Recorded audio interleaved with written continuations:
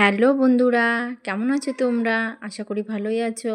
মেঘ টেক কেটে রোদ উঠেছে, ভালোই হয়েছে। এ বেলাটা তো ভালোই হলো। আমি তো কাপড় চোপড়গুলো বেশ শুকাতে পেরেছি।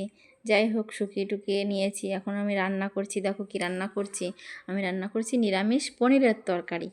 দেখো পনিরের তরকারিটা আমি আজকে একদম মশলা ছাড়া রান্না করছি। কী করে রান্না করছি সেটাই তোমাদের সঙ্গে শেয়ার করছি। দেখো আজকে আমি রান্না করলাম একদম বিনে মশলায়। পনিরটাকে প্রথমে ভেজে নিয়েছি, পটলটাকেও ভেজে নিয়েছি, আর আলুটাকেও ভেজে নিয়েছি। ভেজে নিয়ে আমি ওই কড়াইতে আবার জল গরম করতে দিয়ে দিলাম। ওইটা আমি জলটা যেই ফুটে গেছে, নুন হলুদ সব, লঙ্কা নুন হলুদ সব আমি দিয়ে তরকারিটাও দিয়ে দিয়েছি।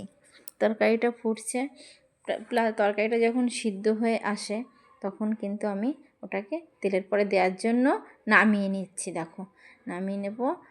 এই যে নামিয়ে নিয়ে আমি আবার ওই কড়াইটা গরম করতে দিয়ে আমি ওখানে একটু জিরে ভেজে নিয়েছি আর একটু দারচিনি। আর কোনো স্রেফ মশলা নেই, শুধু জিরে আর দারচিনি। এটা ভেজে আমি শিলে বেটে দেবো।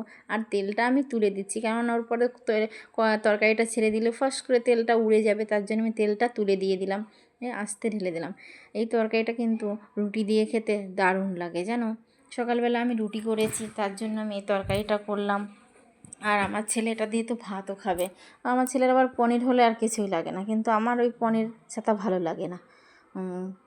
তা যাই হোক, ছেলে মেয়ে যেটা ভালো খায় সেটাই তো রান্না করতে হয়। তার জন্য আমি এই পনিরটা রান্না করলাম। দেখো এটাকে সুন্দর করে ওই জিরে বাটা দিয়ে ওই মশলাটা ওই শিলে বেটে দেবো। ওটা একটা দারুণ সেন্ট হয়। এটা ওই সেন্টটা হেবি সুন্দর। তাই দেখো রান্নাটা কেমন হচ্ছে, আশা করি তো ভালোই হচ্ছে। এরকম আমি রান্না করি, তোমাদের যদি পছন্দ হয় তোমরাও তাহলে করতে পারো।